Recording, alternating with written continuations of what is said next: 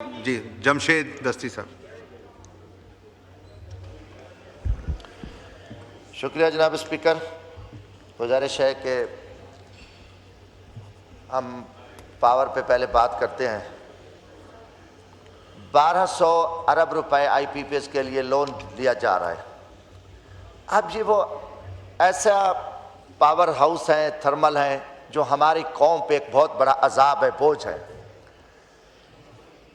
میں حکمرانوں سے پوچھتا ہوں کہ اپنے چلتے پاور ہاؤس، میرے مظفر گڑھ میں 1300 میگا واٹ بجلی پیدا کرنے والا پاور ہاؤس جس کو جان بوجھ کے نکارہ کیا گیا، 3000 ملازمین تھے، اس کے نالائق افیسر وہاں لگا کر، بلکہ آئی ایم ایف کے لوگ تھے جو نان ٹیکنیکل لوگ تھے، اور ایک پری پلان کے تحت صرف آئی پی پیز کو جو ایک پوری قوم پہ بوجھ ہے ان کو بچانے کے لیے ان کا 200 ارب کا پاور ہاؤس اس کو 16 ارب روپے میں بیچا جا رہا ہے.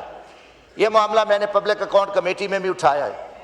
جناب اسپیکر، ملک کے ماضی میں بھی انہوں نے قیمتی ادارے دیکھے، شوگر ملیں بیچ دی اور سیمنٹ فیکٹریاں بیچ دی، بینک بیچ دیے. یہ کوئی اجازت نہیں دیتا کہ آپ یہ اچھی ایڈمنسٹریشن آئے تو آپ بہتری کریں، کیونکہ جو اس ٹائم دوسرے پاور ہاؤس ہیں جو آئی پی پیز ہیں اس میں ان حکمرانوں کا حصہ ہے اور ہر طرف چیخو پکار ہے، مگر اتنا بڑا ظلم کہ لون لے کر ان کو یہ پیسہ دیا جا رہا ہے. جناب اسپیکر، دوسری طرف اتنی بجلی مہنگی ہے، میرا علاقہ سریکی خطے سے ہے، اتنی بجلی مہنگی ہے کہ غریب آدمی اپنے گھر کی بکریاں بیچ کر وہ بل ادا نہیں کر سکتا. اور لوگوں کو جب یہ جون کا مہینہ آتا ہے ریکوری کا، حقیقتاً اتنا ظلم ہے. رینجر اور واپڈا کے اہلکار جھوٹی ایف آئی آر، نجائز جرمانے، مطلب بڑے مافیا جو بجلی چوری کرتے ان پہ کوئی ہاتھ نہیں ڈالتا. کمزور طبقے کو، غریب طبقے کو جو بیچارہ اس سخت حالت میں ہے، وہ گیس آپ دیکھیں، بجلی کے ساتھ ساتھ جو گیس کے بل ہیں اتنی بڑی، مثلا گیس کی لوڈ شیڈنگ انتہا کی ہے. اب آپ بتائیں غریب آدمی 15-20 ہزار 25 ہزار روپے تنخواہ لینے والا وہ گزارا کیسے چلائے گا؟ جناب اسپیکر، حقیقتاً میں خود مزدور آدمی ہوں، مجھے فخر ہے کہ میں ایک بیلدار کا بیٹا ہوں اور محنت مزدوری کر کے ہم آئے ہیں. مجھے جب غریب طبقہ ملتا ہے، جب ہم گاؤں میں جاتے ہیں ان کو ملتے ہیں تو ان کی آنکھوں سے خون، ان کے پانی نہیں آتا، خون کے قطرے آتے ہیں. اور اس وجہ سے ہم اتنا مہنگائی ظلم کر کے اس ملک کو ایک خطرناک خونی انقلاب کی طرف لے کے جا رہے ہیں. ان کا بجٹ ہے یہ تو دیکھیں جی، عوام بیچاری کی اب جو چمڑی ہے وہ بھی اتر گئی اس بجٹ میں، اور ان کے فگر سب کچھ ہے. غریب آدمی کی چمڑی بھی یقیناً انہوں نے اس بجٹ میں اتار لی ہے، مہنگائی ہے، اور کوئی ان میں کوئی ایسی پالیسی نہیں ہے کہ جس سے عام آدمی کو ریلیف مل سکے. ٹرانسفارمر جلتے ہیں، غریب پیسے دیتے ہیں، 50,000 روپے اکٹھا کر کے دیں جی ہم ٹرانسفارمر لگا کے دیں گے.